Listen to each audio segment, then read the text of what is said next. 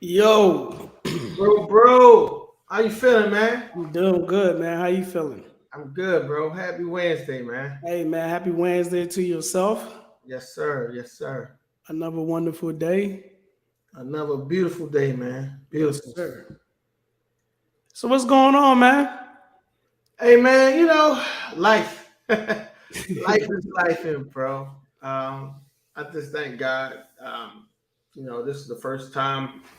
Now that my daughter is older, um, and she's working, and she's just started work this week with Youth Works. Oh yeah.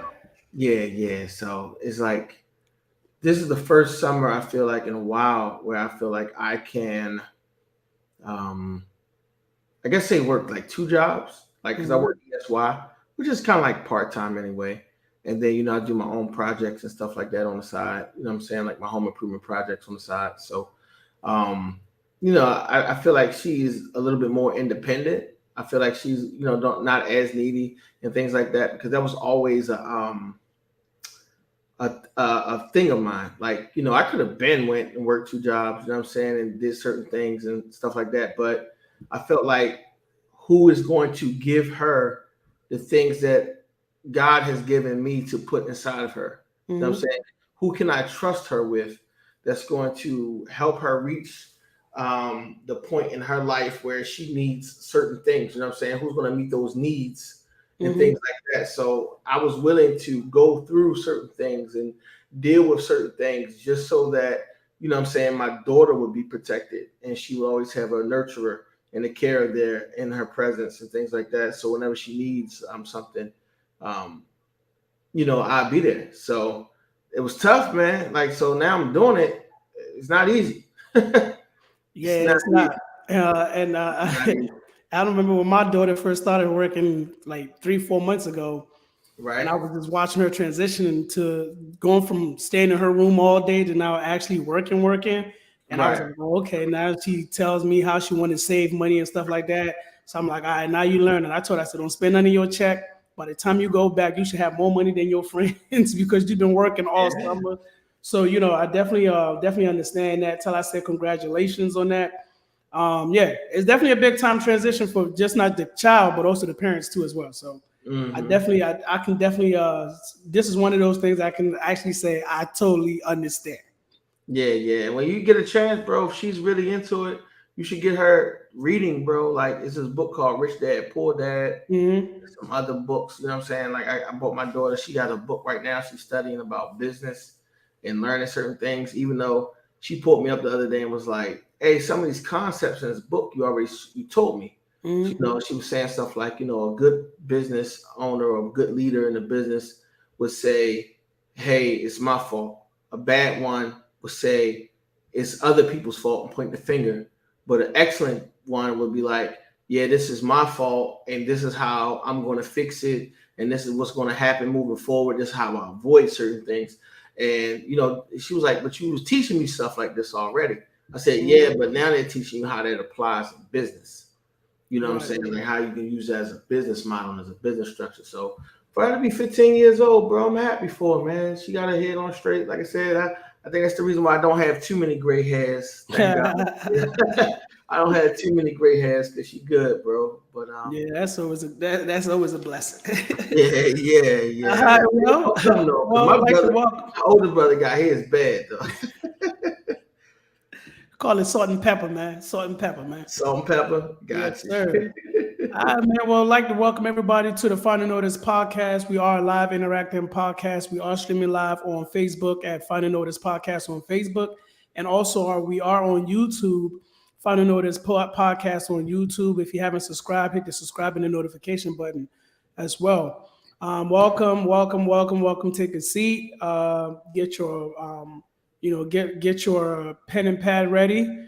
Um, Take some notes. If you have to take some notes, you can always reach us at finalnoticepodcast@gmail.com if you have any questions or concerns.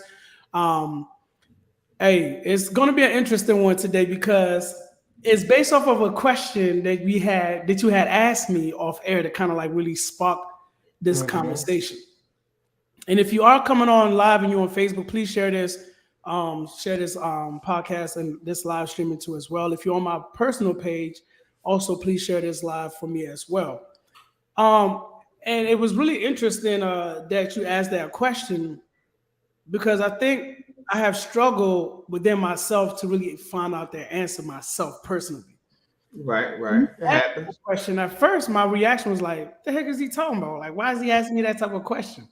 Like, I'm doing everything that I'm supposed to do, take care of my family. You know what I'm saying? I'm out here taking care of my son.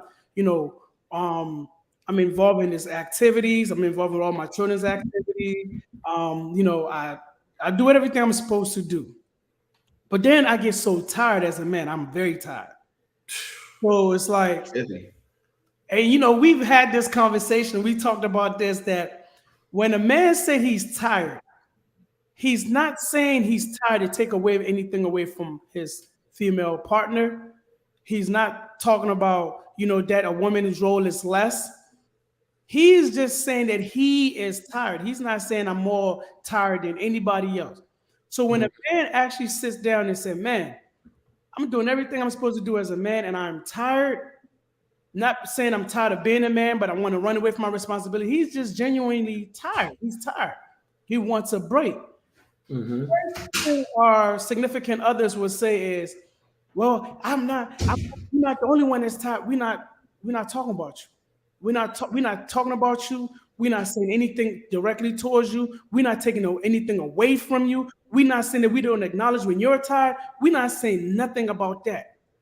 But a Right. man, and I'm not talking about a man who just have kids and just be out here doing anything. We're talking about a man who is actually living the the guidelines of being a man, a father. We talking about that man that's in the household. We talking about that man that is providing. We talking about that man. I'm not talking about these deadbeat dads that I don't like to talk about. Okay, so when a man said that he's tired, he has reached a point in his responsibilities as a man that he said, "Man, I need a break. Yeah. I need to Need take a some 10-minute rest. break. I need to sit down somewhere. I need to Yes. go into my man cave and just get away for a little bit." You know what I'm saying? We talking about that type of man. So when I had the conversation with you and you asked me that question, I thought it was really, really interesting because I lack that. I lack that belief. I lack that. And the reason why I lack it is not because I don't trust in God. I'm just scared. And and we know that the scripture tells us that fear is not something that God gave us. It is Yeah. something that we adapt to in this world. And Right. I am scared of failure.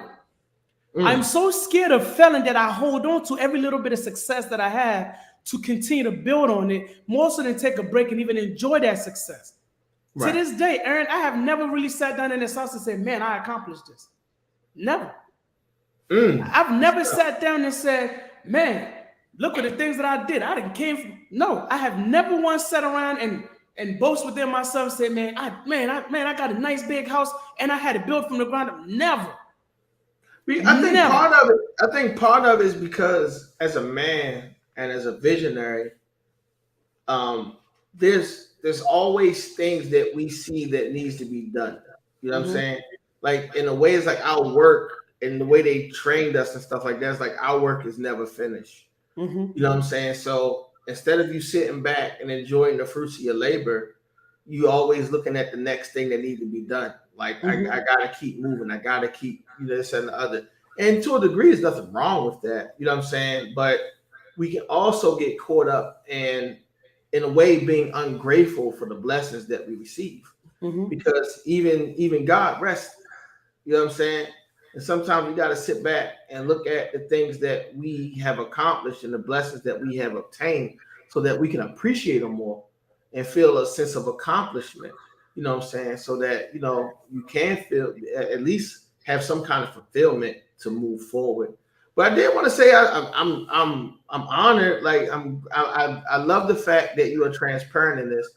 And even when I asked you the question, I asked you off air because again, you my brother. I love you. My job is never to try to make anybody look bad or attack anybody, but your vulnerability in this, and I think it's even funny because, like I said, even what I'm starting to go through now, and what I'm experiencing, I can ask the same question, because actually that was the reason why I never got another job.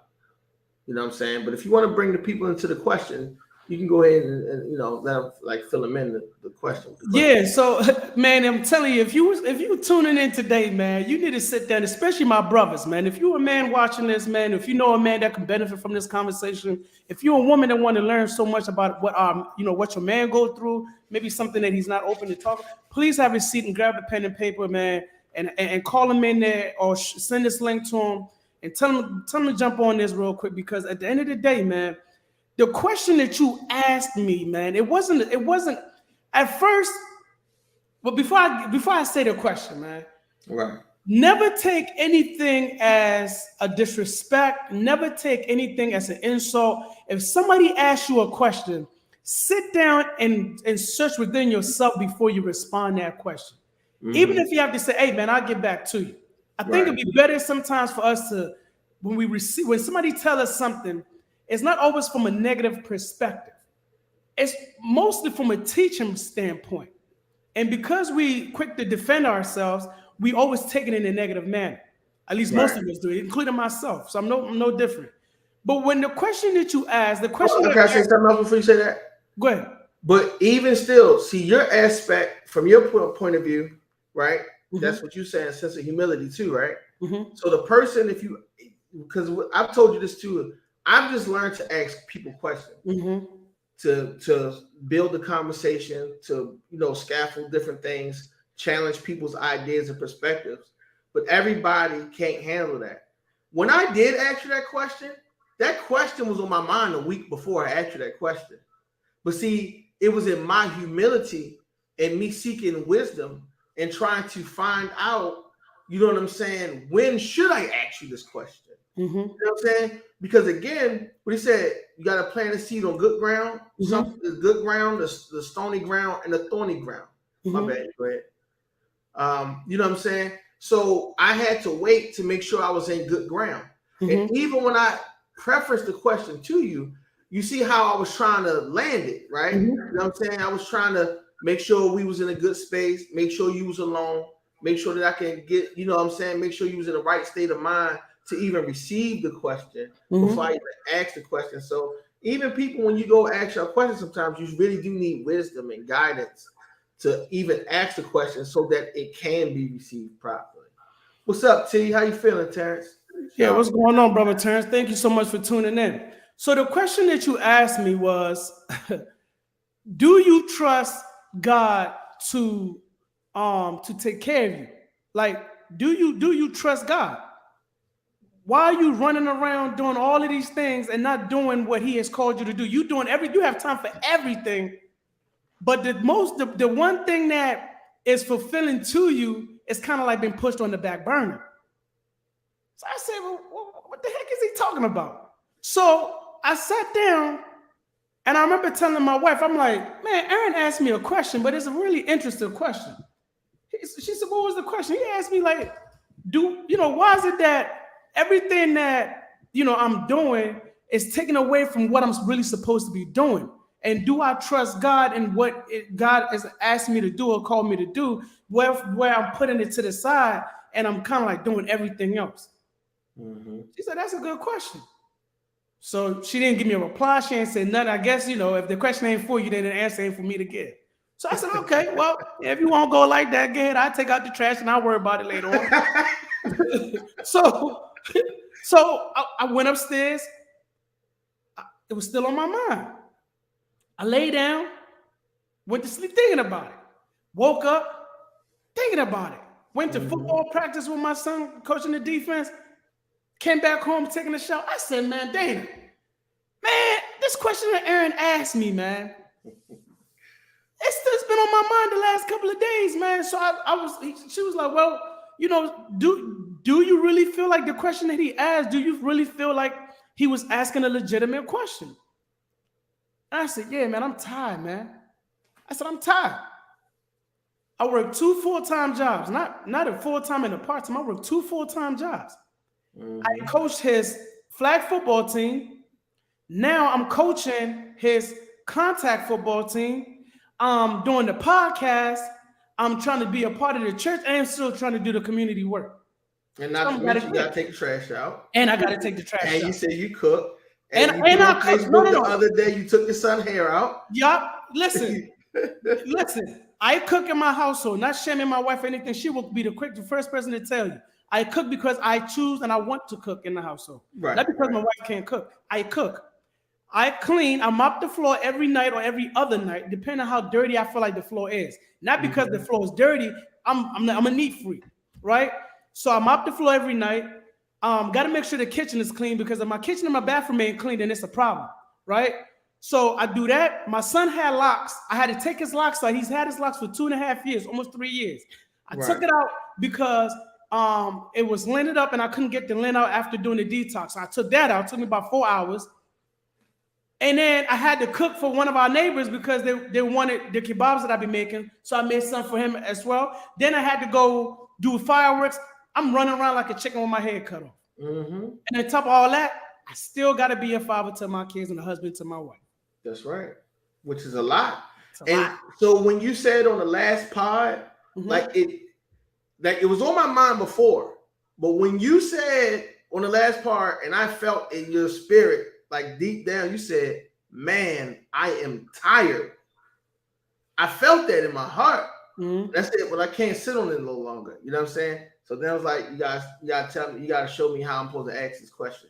You're supposed to show me. Because it's not just you. Like I said, I've been going through it and dealt with it a certain way.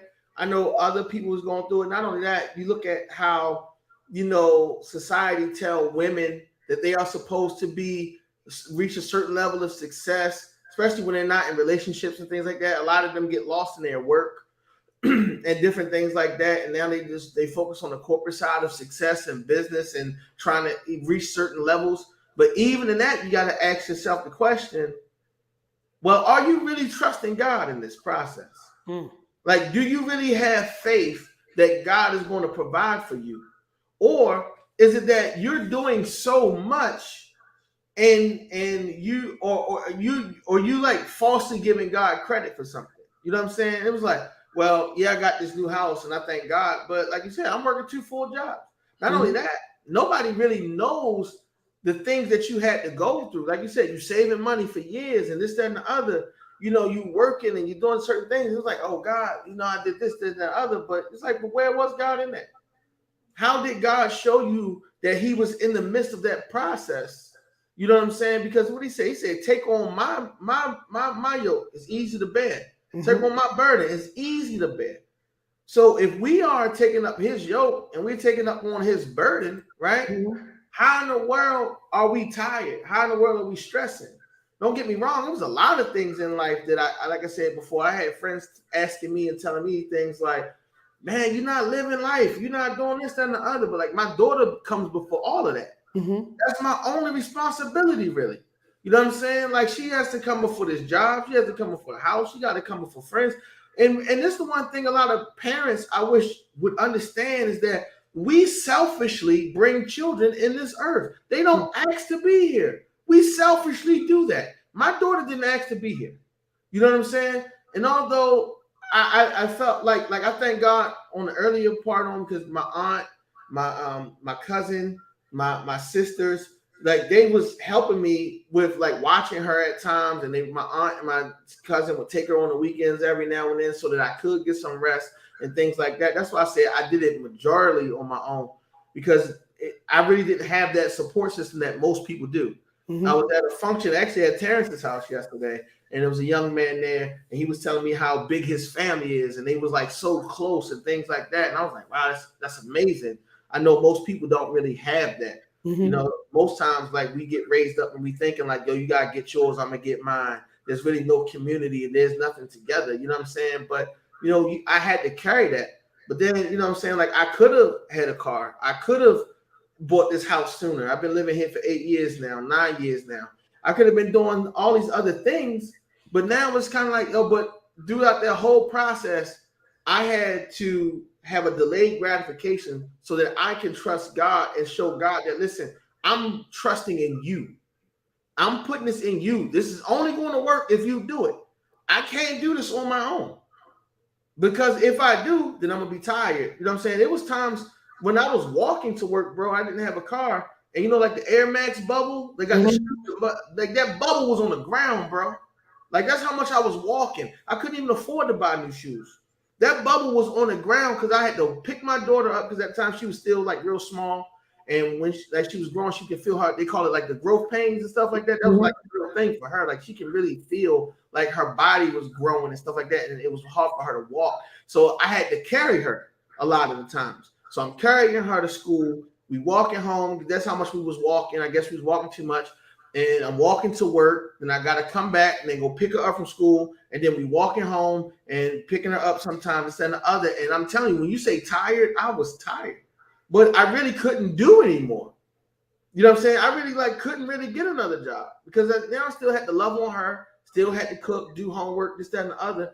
And sometimes, and it's not to say it's like a bad thing because people make decisions that's best for them, but they will put their kids on other people. And now I'm going to go work. And unfortunately, sometimes those kids get molested. Sometimes those kids get abused. Sometimes those kids go through different things and different traumas. But I'm not going to do that to my kid just for money. So now, God, I'm going to have to trust you to do that. You know what I'm saying? Some people I'm going back to school. You know what I'm saying? Now I'm studying because now I want this and now I want that. And it's realistic. What you're saying is like you want more things as opposed to saying I'm going to be a nurturer and a giver to my child. But, when do you do that? You got some people tell you that, what I'm saying? Your kids don't run your life. Yeah. And to be honest with you, I think it's probably like one of the hardest part is being a believer is actually fully trusting in God, right? And we can look at some examples. We can look at when the children of Israelites was being led out of the land of Egypt. When it got to certain parts, they told they didn't want to go back to slavery. They didn't even trust the process, even going to the promised land. You know what I'm saying? So it's not an easy thing. I had to trust the process, and that's what my thing is. I've trusted the process before, but I've worked so hard to get where I'm at right now. It's like I want to keep working hard to hold on to it. But it's a lot of things that I want to do. Like if I can do the podcast 24/7, if I can do my activism in the community 24/7, if I can feed the homeless 24/7, that is what I would love to do. Amen. I agree. But then I look at my reality, and my reality tells me I got to be a father. Hey, listen, let me tell you something, man. I am not a coward. I am not weak. I'm a strong Black man from the land of Ghana, right? I am from the center part of my country. I am from the village of the north. You can even call me the king of the north, right? All right, stop. There you go. Bro, Dana's father was out here. Shout out to Dana's father, Mr. Baker. Mr. Baker came down here. We went to the grocery store, right, for Destiny's Sweet 16 birthday party. And I was walking in the grocery store with him. And I said, Mr. Baker, I looked at him. He looked at me. He said, yes, sir. I said, man, I'm tired, man. He said, you are? I said, yes, I am tired. I said, not that I agree with it, not that I condone it, but I understand why some men run from this type of responsibility. It is not easy. It is not an easy process. Again, when I say what I'm saying, I'm not taking anything away from our women. I do acknowledge the women, but right now we're talking about the men. I'm not taking anything away from the women. I'm not making you less. I'm not making you no bigger because your role I cannot play. In my role, you cannot play. You can attempt and I can attempt. That is it. But I told that man straight to his face. I said, hey, I feel it. I understand why some men run from this responsibility. And I understand why some people try to numb the pain too. Take the easy way out. Yes. You know what I'm saying? They turn to drugs and alcohol and different things just to try to ease the pain. It's a coping mechanism. Because we told that some people, I'm sure some people even watching this podcast like, oh yeah, he's just weak. No, I am not. I am a hardworking man. I'm a loving dad. I'm a husband. I take care of my household. I do everything I'm supposed to do. Any friend call me, I'm there. Anytime if somebody needs something, I'm there. I feed my community. I do my activism in the community. But I'm telling you, I am tired. And when you asked me that question, bro, it struck a nerve, not a negative nerve, but it struck a nerve to the point where I was like, man, God, you know what? This is a good question. I need to trust you more. Yeah. Maybe. And remember, I told you on the last pod that I quit my job, the IT job. Mm-hmm. I was on the phone with you like, yo, Aaron, I'm going in today. And if he said anything to me, that's going to be my reason for me to tell him my piece. And I'm leaving out that joint. Right. He gave me that opportunity. I said what I said. And I said, man, you know what? I quit. Next week, Friday, which was last week, Friday, is going to be my last day. I will be sending you my letter of resignation on that day. Monday came around, Aaron. I was sitting there thinking about that money that I'm going to be missing out on. I'm like, man, it's extra, you know what I'm saying? Extra money coming in the house. So that's what I'm using to do whatever I want to do. Man, I called that man back and I said, hey, man, I want to apologize to you, man. Yeah. But to be honest with you, when I told him I quit and I came home, I felt good. I didn't feel nervous. I felt good until that Monday. So then, you know, that process of trusting God, it's not easy. And I'm struggling with it because when you ask me that question, to this day, to today, it's been playing in my head. It's been playing in my head. Yeah. I mean, because I'm telling you, it's like we grew up, especially as men, that's our responsibility. That's our job. There is no failure. We are the providers, right? So like you said, when you look at, you know what I'm saying, y'all going on vacation and you get to look at your beautiful wife on the beach, and when you look at your kids playing in the sun, and you're like, yo, I did that. That's a sense of accomplishment that I done. You know what I'm saying? So I wonder sometimes, and this is something that I, you know, just to throw it out there, something to think about again. You came up in the drug world. You came up slinging. So you was used to having a certain amount of money. So now it's like, well, now that I'm legally getting it, but so now it becomes, and just like so many other people, are you addicted to a lifestyle? Are you just addicted to a certain way of living and a certain way of having things and doing a certain thing? And so now I got to continue. Now I'm not doing it the illegal way, so I got the opportunity to do it I don't do it the illegal way. I have a chance to do it the legal way now. So now let me try to still keep up with that lifestyle because this is what I want. But at the same time, is that really what God wants for you? You know what I'm saying? Like I said, I have a friend, he just moved down in Georgia, and he swore me up and down. That's what God told him to do. So when he called me and told me the same thing you said, bro, I'm tired. He said, I give up. I quit. I asked him, I said, now I just want one question to ask you. Are you sure that God told you to go down there? He said, yes.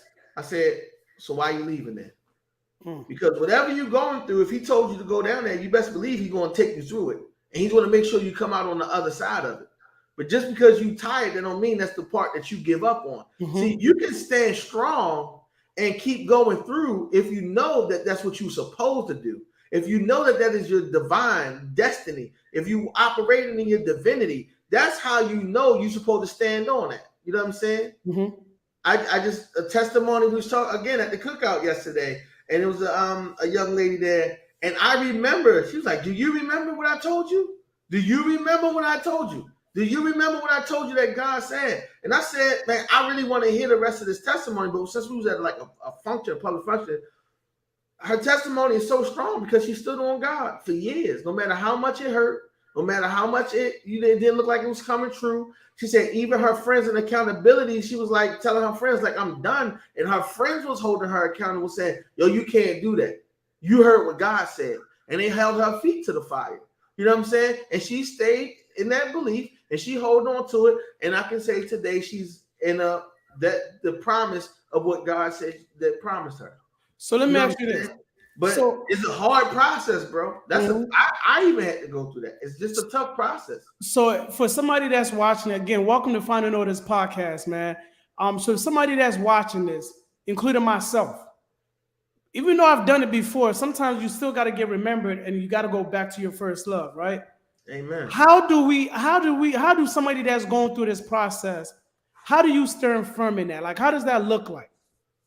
Like, what you mean? Steer away from like trusting in that process, man. Aaron, it's hard, man. Like when we talked about it, like we talked about certain part of it. Like, for instance, right? Mm-hmm. Nobody could tell me that I wasn't gonna get my wife back when we separated. I mean, I had complete strangers praying for me. One thing I realized that God uses the things that we most desire to bring us closer to him. So even if it's more money, or even if it's a better house or this and the car, those are the times where we're supposed to push closer to God. Because I'm telling you, I've never been that close to God standing on that. But in that process, what I realized, they have to choose you as well. They have to choose you. You can't force them to be with you if they don't want to be with you. So after a while, I was kind of like, I got to move on because I deserve better. I deserve more. You know what I'm saying? She was letting it go. That's not what she wanted anymore. So now let me go and find what I'm really supposed to have and what is really mine. You know what I'm saying? Mm-hmm. But that process, bro, like I said, it was a lot of lonely nights. It's a lot of praying.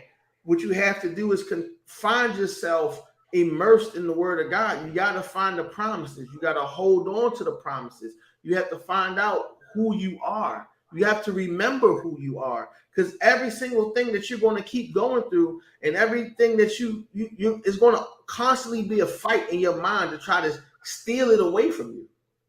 You got to take it to the throne. You got to take it to the throne. But even after you get up from the throne, you still got to fight. You know what I'm saying? Like it's real life after that.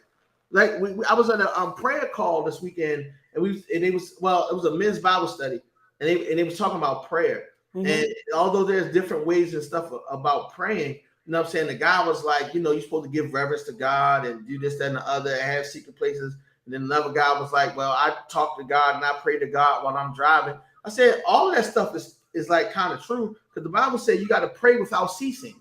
Mm-hmm. You have to constantly pray. So how I pray, like I have an ottoman in my room, right? That's my altar to God that I go to in the morning and at night.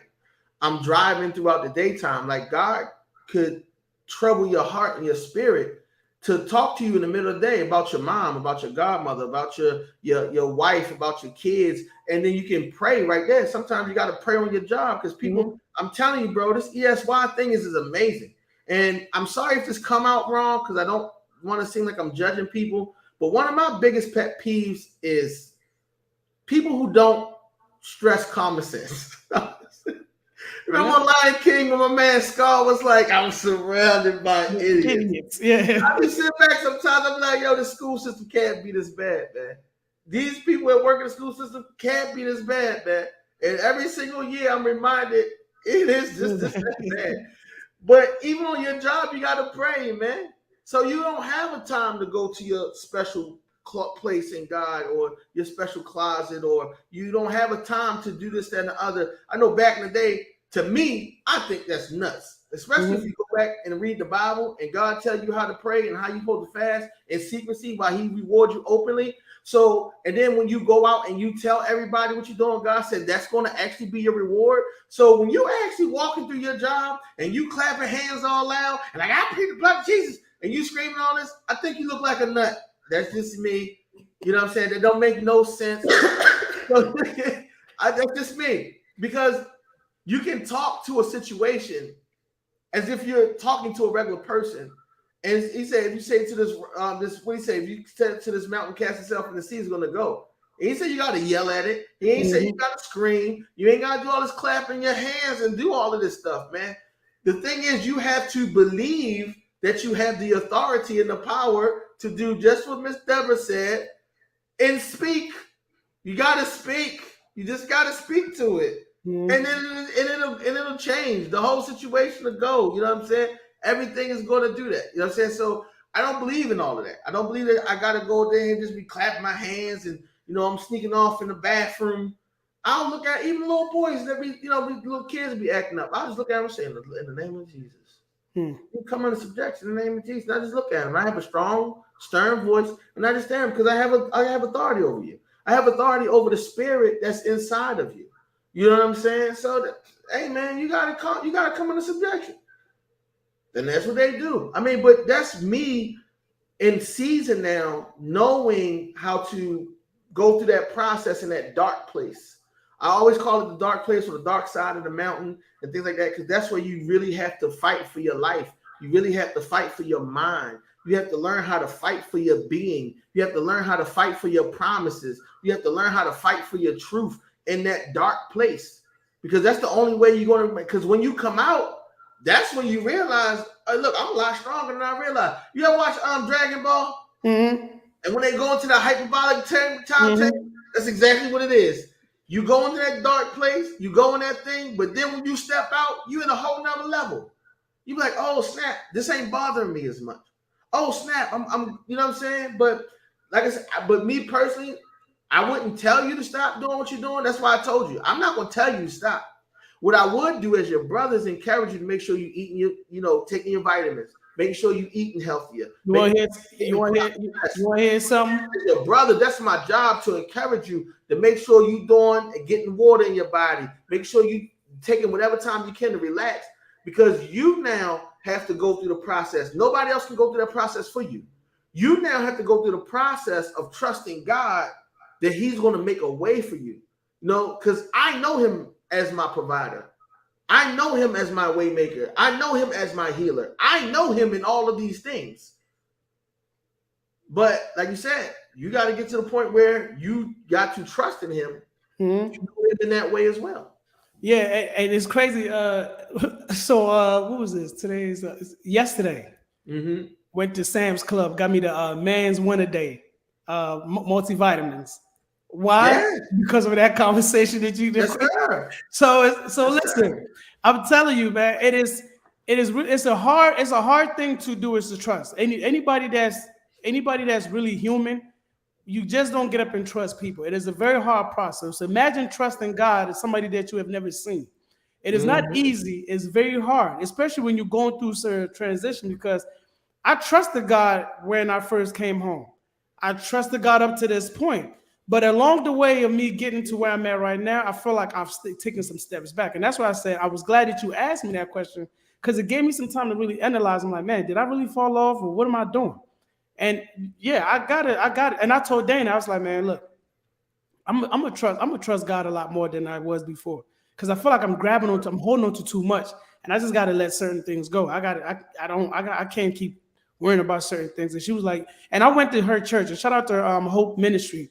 I went to her church for the second time, and I felt like that message was based off of the question you asked. And I swear, if you have never been holding your belief in God, most of the questions and most statements that people say to you is not an insult, man. It's just a divine way of God communicating with you. Because when I went to church on Sunday, and I went to her church, I went, and it was what I took from the message that came was pretty much, it came back in full circle. The question you asked me, because they were talking about finances and how do we trust? Do we trust in our own ability, or do we trust in God to be the provider for us? And he said something that was really interesting for those who are stuck on finances and want to be financially in a situation. He said, money is the source of what did he say? He said money is the source of I don't want to get. He had a lot of good nuggets in there too. He was pretty much saying that. He was pretty much saying, okay. He said, money is a resource. Yes. Money is only a resource. It is not a sign of hope. Yes. He said money is only a sign of resources, but it's not a sign of hope. Your hope is in God. You trust God to get you through that financial situation. You trust God within your financial situation. He said that you can give a rich man everything he wants, and he will trust in his riches. Yeah. But a man who trusts in God will do more with his finances, because he trusts in God and not trusting his money. So it came back in full circle.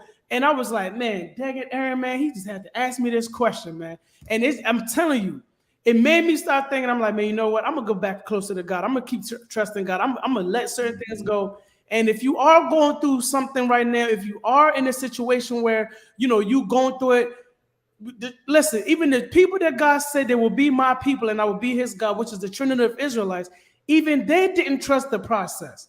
They did not trust God's process to the point where they asked Moses, man, Moses, take us back to captivity because at least we had meat. Yeah. At least we had, we got. That's how bad it was. They want to go back to bondage because they didn't trust God's process, and it became so frustrating that God said, you know what, I'm going to destroy these people, and Moses said, no, do not destroy them. Because our adversaries will say that God drove them out into the wilderness to kill them. So what he did was he took them through the 40 years on the desert, in the wilderness, just so he can weave them out. Because they didn't even trust God's process. So we have to be able to trust that process. Is it hard? Yes.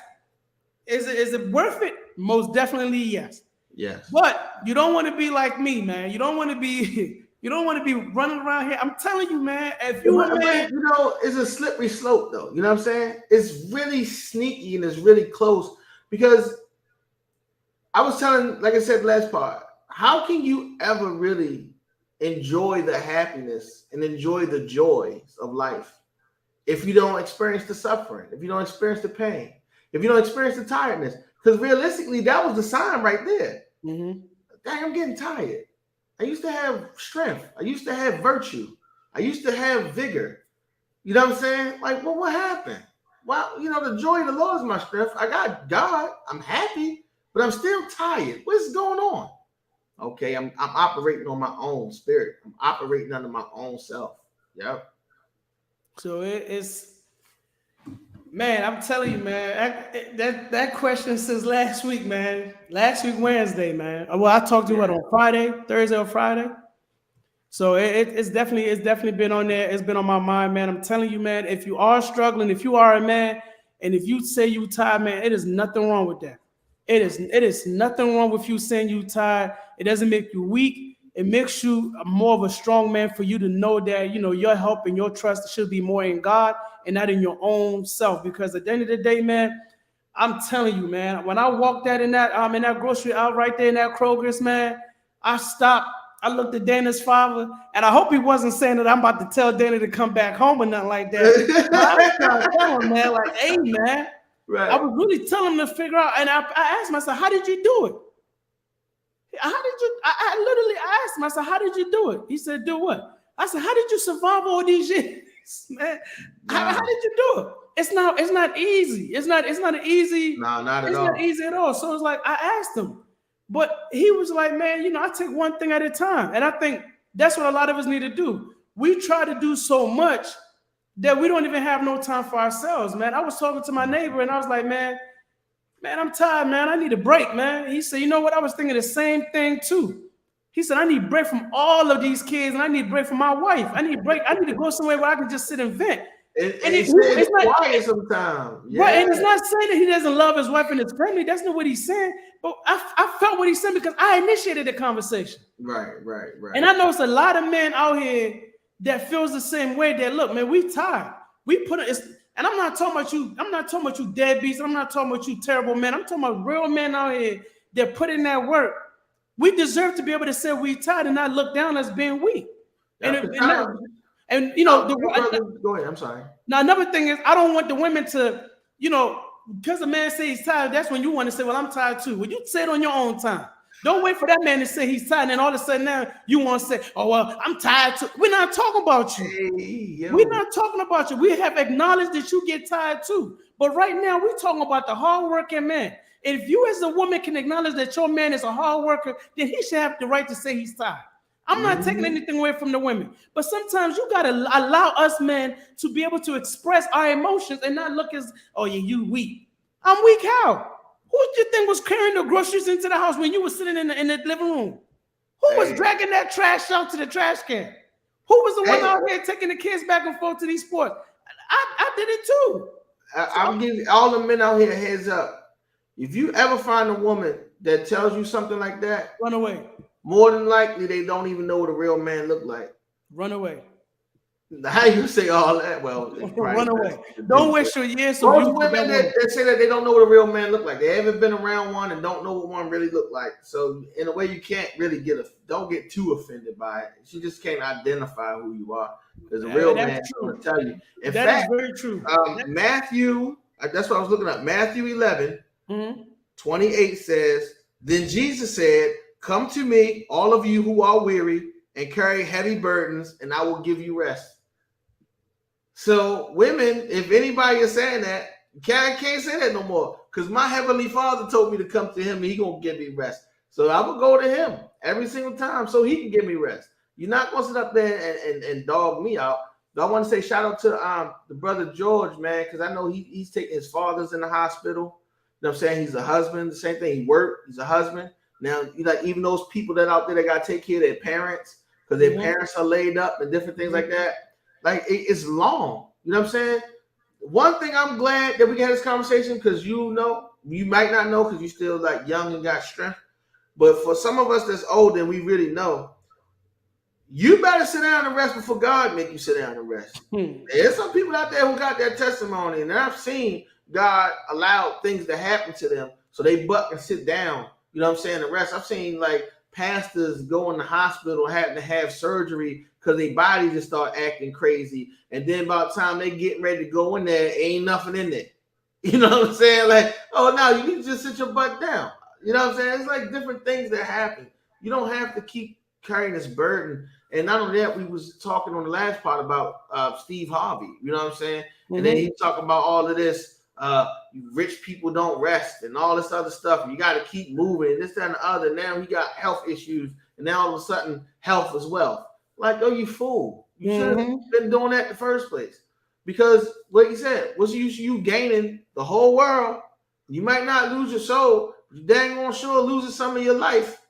Now you got all these ailments in your body. Your diabetes acting up. Your weight loss is out of control. There's so many different things that can happen when you're just moving around and not taking care of yourself. But that's all more of the reason why you should learn how to depend and trust in God during your process, because he know way better before you. He know how to work it out. Yeah, and I'm telling you, man, if you are struggling with it, man, just hang in there, man. Hang in there. It does pays out. It pays really richly at the end, man.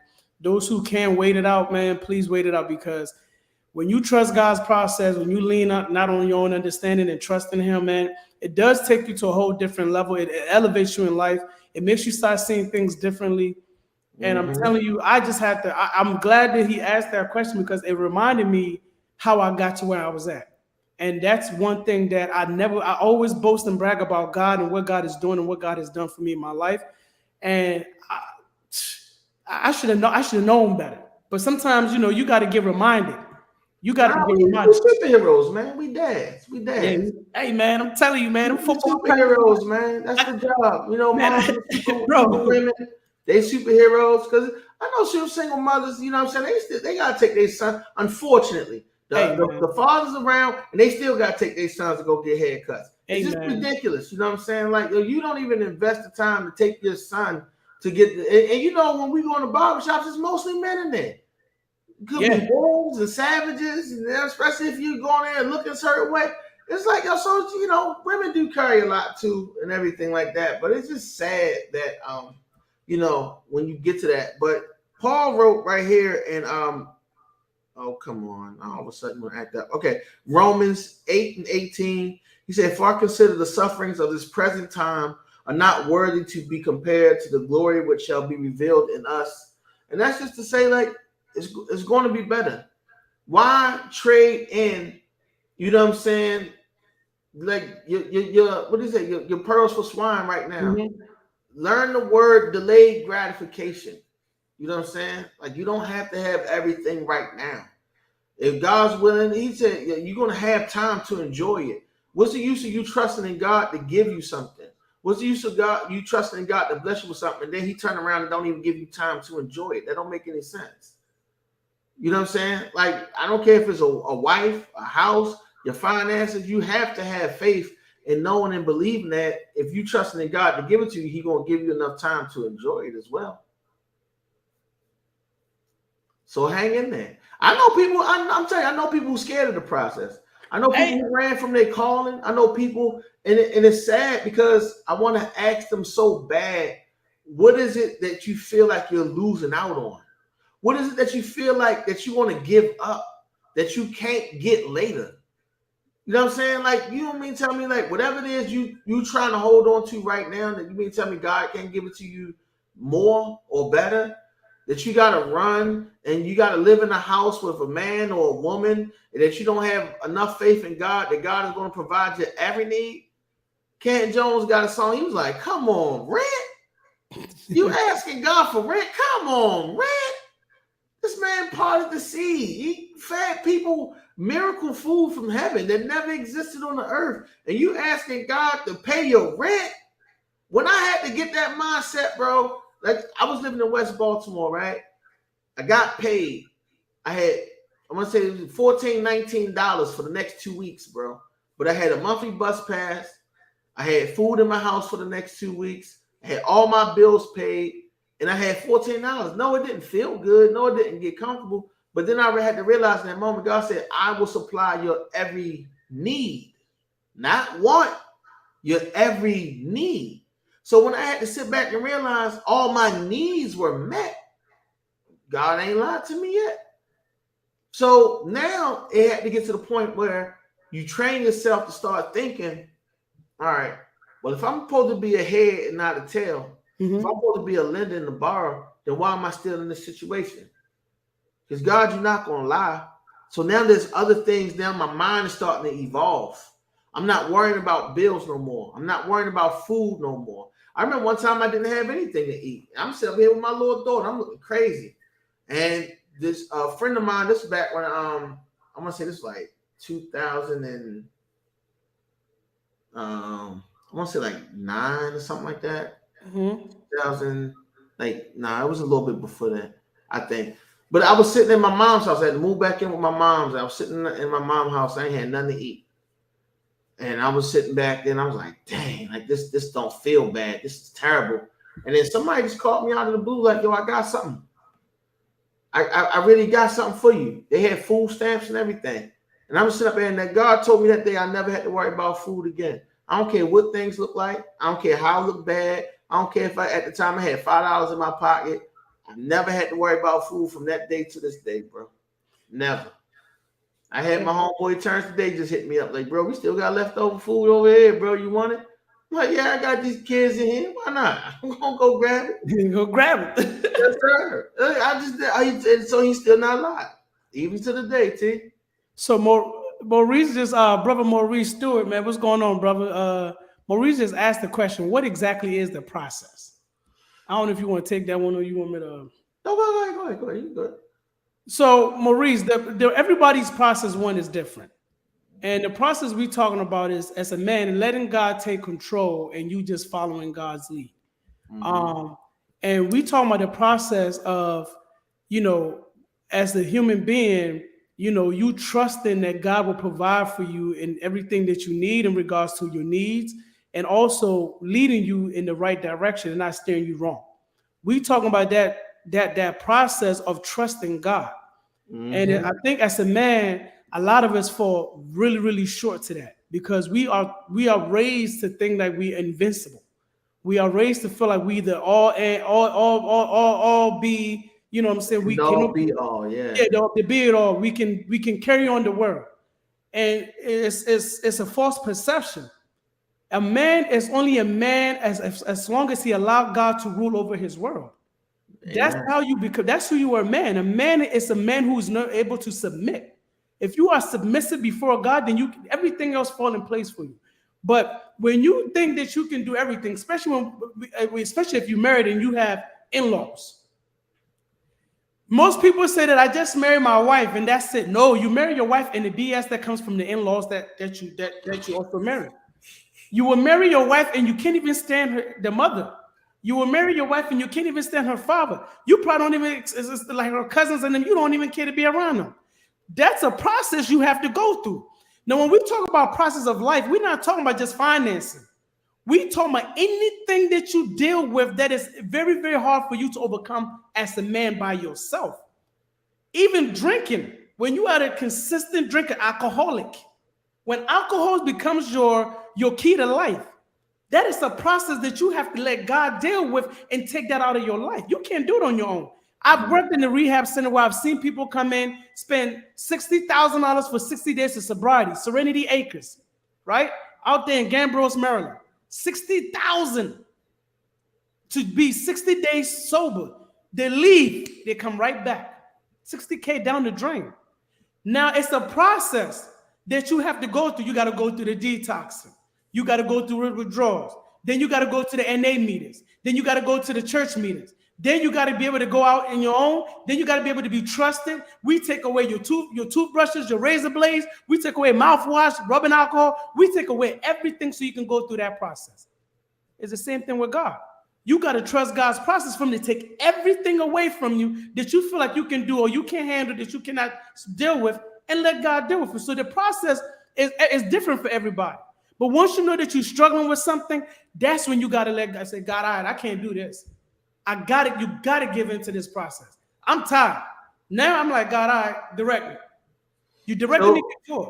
So I would say the same thing you're saying, I agree. But the only thing I would add to that is really learning how to live a total dependent life on God.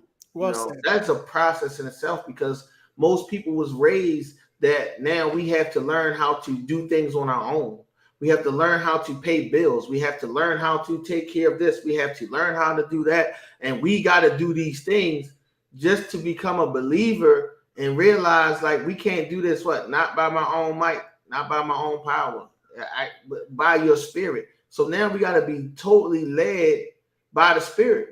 There's a process to learn how to be led by the Spirit. There's a process to learn how to live a dependent life on our Father, when we was living most of the majority of our lives depending on other people. We had to depend on our parents when we were younger to take care of us and feed us and do the right thing. We got to depend on the jobs to pay us and do what they supposed to do. We got to depend on all of these things, you know what I'm saying? So that, we can take care of this. I got to pay this bill. I got to do that. But if God, like you said, one of the things that the man said is, like, first of all, the tithing is actually just a priority. You know what I'm saying? Like, when you got to prioritize things. Part of the process is prioritizing, whereas though you put God first in those things. You know what I'm saying? So you got to prioritize God first, put him first in everything that you do.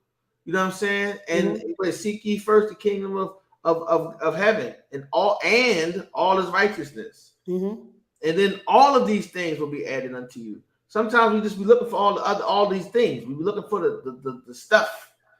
Everybody wants stuff. I need this. I want that. I want the Gucci flip flops. I need this. I need that. And no, you don't need none of that stuff. And that's one thing. Like, even in the pandemic, I had to tell some of my friends, like, I ain't going out. I need to go out. I need to go dancing. I need to go get a drink. I need to do this. I'm like, yo, you don't need to do anything. You would like to do some of those things, and you want to do some of those things, but you don't need to do any of those things. So a lot of that process really just changing our mind and learning how to live dependent on God. Well said, man. Well said. Definitely appreciate that. That's well said. Great question, though, Maurice. Appreciate you, man. Thank you for watching, man. Definitely appreciate that. That was a great question, because some of us don't even know what that process is. We don't even know what it is, but it is your struggle. It is the struggle that you have, that you have that struggle. So it is something that, you have to acknowledge it. It said the first step of recovery is admitting that you have a problem. The first step of you being able to, know that you need God's help is acknowledging, like, hey, God, I need your help. So that's a great question. I love that question, man. Hey, man, thank you guys so much. What's up? I was there, even asking for help, period, is a mental process. Man, if you are a man, you're not taught to ask for help. You're not taught to ask for help. If you are a man, it is okay for you to say you're tired. It is okay for you to ask for help. It is okay for you to say, you know what, I'm tired. It doesn't make you weak. It doesn't make you feel like, it doesn't, whatever the woman would want to say, it doesn't make you anything. It actually makes you a strong man to admit to yourself that you say, you know what, I need a break. It's okay. We hurt in silence. I put a post up and I said, most men hurt in silence. And I feel your pain because I've suffered. I suffer with it. I feel like I have to do everything that I have to do to provide for my family. I don't get the chance to look weak. But when I get into my closet and when I get laid off and I have to go before my knees and cry because now I'm crying because of me. I'm crying because of the responsibility that is given to me. I have to be accountable for it. I've told you guys here on the pod that I remember when my wife had lost a job, right? They didn't renew her contract. And I went to the grocery store and I bought the store brand bread. Here I am trying to provide for my child. And he comes to me and said, Daddy, don't buy this kind of bread anymore. I looked at his boy and said, you, man, if I could curse, I would definitely let him have it. I said, what you mean? He said, this doesn't taste like the regular bread that we eat. He knew there was a difference. He knew something was different within the household. He couldn't tell me that mommy didn't have a job, but he knew that I'm not used to having this. So he said, don't buy this no more. So I took that. I said, hey, G-O-D, grace on demand. I need you. I need your grace right now. Because even my child knows that what he's eating is not what he's used to. Somebody might say, well, at least he'd be grateful. No, when you ask God, you be more specific and direct in what you're asking. Be very specific because he will give you according to the desire of your heart. So he said, he didn't say he will give you a replica. He said he will give you what you asked for. So I said, hold on, my children are not used to eating store brand. So please open the door for me to be able to continue to give them that lifestyle. And it's not, and then I'm not taking anything away from anybody. I'm just saying my prayers, and this is what I've gone through to trust the process to get to me where I'm at right now. So you have to be very direct in what you're asking God for. Once you acknowledge that there's an issue that you can't deal with as a man, and you need that higher power, which is the G-O-D, grace on demand. When you need that, man, don't let the world tell you you can't be vulnerable, man. Don't let the world tell you can't cry. I'm telling you, it is okay. If a woman tell you it's not okay to cry, and you single mothers, please stop raising your boys then not to cry. Please stop raising them like you want them to be the man that you laid up with that didn't stay for you. Please do not raise your boys like that, because what you're doing is you're putting bad men into these worlds. That is what you're doing. Allow them to be able to express themselves. Stop telling them that you're weak. No, a man that expresses emotion is not weak. He's a strong man. But that's the reason why you got a lot of these emotionless people walking around now. Killing people in broad day. They don't know how to be vulnerable. They don't know who to be vulnerable to, and they don't know how to. But you know what hit my heart as you was talking that? What's that? Maybe, just maybe, and I honestly believe this might be true for you. God is trying to get you out of the mindset of paying bills and working to pay bills, where he want to get you to the mindset where you're supposed to start investing. Amen. Now it's time for you to be like the man with the 10 whatever, not the 1, not the 5. You probably need to be the guy with the 10. Maybe start getting your investment game up, and then that investments and your money start making money for you, so you ain't got to work as hard. You know what I'm saying? Hey, Aaron, let me tell you something, man. I'm telling you, man. That was the preacher on, what the heck? That's what he said? I didn't even get that far. I told you I didn't get that far. Bro, man, I said I'm done, man. I'm done. That's what he said. Out of the mouth, or 2 or 3. Bro. Out of the mouth of 2 or 3. God bear witness to it. Bro. So it's not me. So when you sent me that clip and I saw it, all I can say is to God be the glory, because that means I heard you right. I didn't ask that question just to be asking that question. It must have been something that he's been trying to tell you or get to you to know, or get the people to hear about this conversation that we're going to have, so that people can start getting to the mindset of investing. I asked an investor to come on. I'm still waiting for her to give me the word to see if she's going to jump on and if she's going to join us, so we can get like some financial tips and stuff like that. Mm-hmm. So I gave her the link and everything. So hopefully if she agreed to do it, we can get on. And then she can share some investing tips and some different things like that, because she moved from I guess I don't really know her whole story, but I know she owned her own life insurance company. a black woman own her own company, and not to say that it's like because anybody that can do that, and I'm big up anybody, but it's rare in our community with minorities and especially women and people that's like for her to own her own insurance company and that type of industry is a big thing.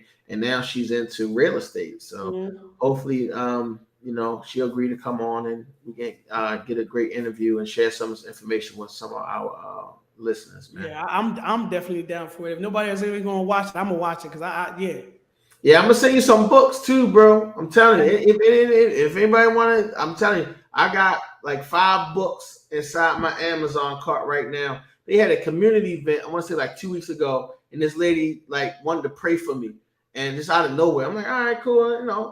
I walked in there, lady wanted to start preaching, and she started saying, man, you're gonna be eating books. Like I see you eating books. But what she didn't know was I had them Amazon books about business and real estate and investing sitting in my Amazon cart. She's like, yo, you're not eating them to be like consuming them so that, what I'm saying? She's like, but no, you getting ready to grow. Like you getting ready to, I was like, oh, all right. I hear you God talking to me. I got you, bro. I'm with that. I'm with that. So I was grateful for her insight. And I told her, I'm grateful for that. But I'm just trying to move my mind from being just a consumer and taking things to investing things, you know what I'm saying? So, where I'm at right now, get through the summer. Hopefully I don't fall behind on my bills. Like sometimes I fall behind on my bills. And like I said, that's another process in itself. Because if they don't pick you up for summer school, you stuck on your own. A lot of people think that that's a good thing. Like, oh, you don't work during the summer? I say it's not as good as you make it seem. Like, if I don't work, I'm not getting paid. And by the time school start back up, if I'm not saving properly, I'm behind in my bills. Now I got to pay catch up. Like I said, this year I'm just trying to move myself into a whole different investing type mindset so I can do different things. Like my vision is clearer, my hunger is full. Like I want it, bro. I feel like I've been going through for too long. I personally feel like they need to pass a law that pays teachers throughout the year. I think I'll tell you what's crazy, right? Because the MECU used to do a thing where they'll take money out your check, but then they just stopped it. Well, they shouldn't even be doing that. Why would you stop something like that? They shouldn't even be doing that. I feel like they need to pay the teachers straight through the year. Yeah. Because even most teachers, even when they're on a summer break, they're still coming up with strategies how to help the students out. Teaching the nation, the youth, the children for the nation is you pay these stupid politicians and you pay these stupid 85% pastors. You give them money to do nothing. Right, so people who are teaching and raising your nation, they should be well paid. They should be well paid. You want these politicians to come out here, right? You want these leaders to be out here, right? Pay the ones who's teaching them. But I mean, that's just my, that's. If I ran for president, you guys should vote for me, not because of my skin color, but because I want differentiate for the people. But I agree with that one. I agree with that. I mean, because nobody now really counts for all the snacks and the things that they go. That you guys got to pay out of your own pocket. There's no amount that you can account for that, bro.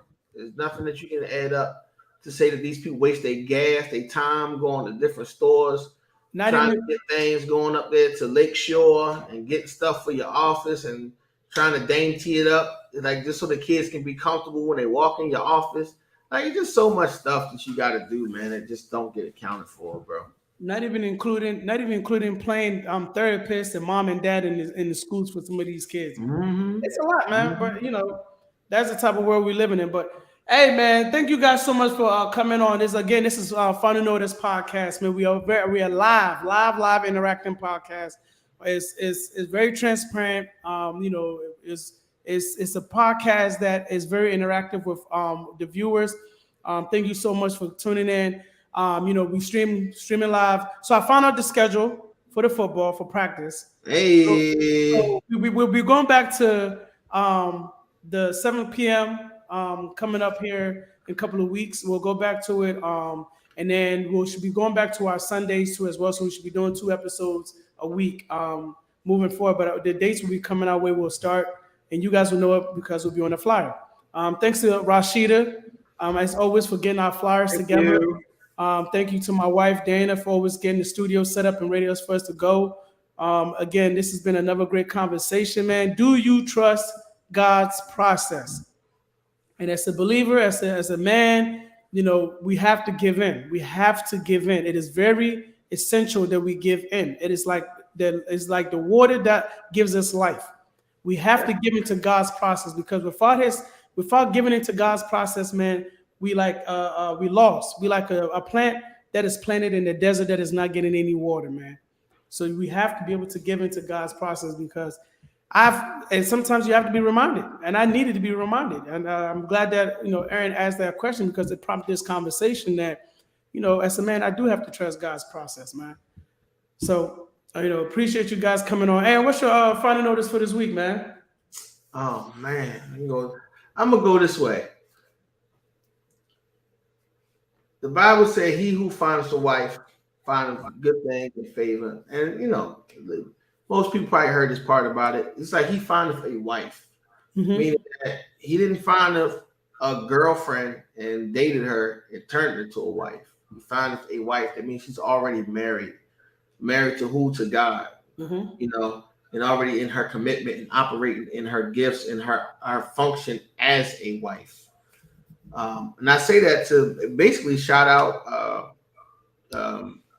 Kiana, and to shout out Dana, your wife, and how she set up the podcast and set everything up before you get there, which takes a burden off. And as a man, those are the things that we need to be looking for.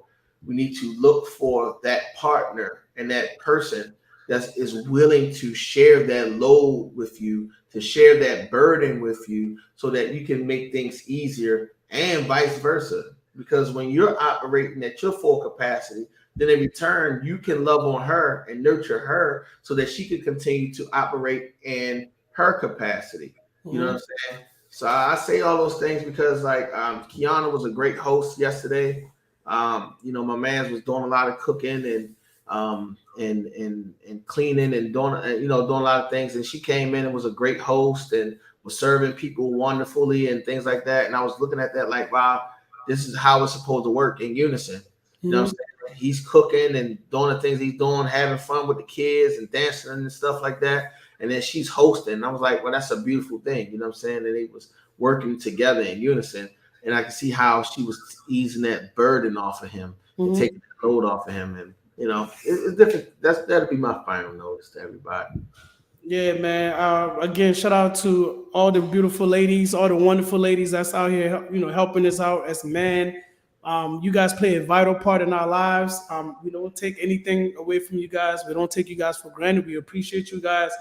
But hey, man, if you're a man and if you're tired, it is okay to be tired, man. Okay. It is okay for you to say, I'm tired.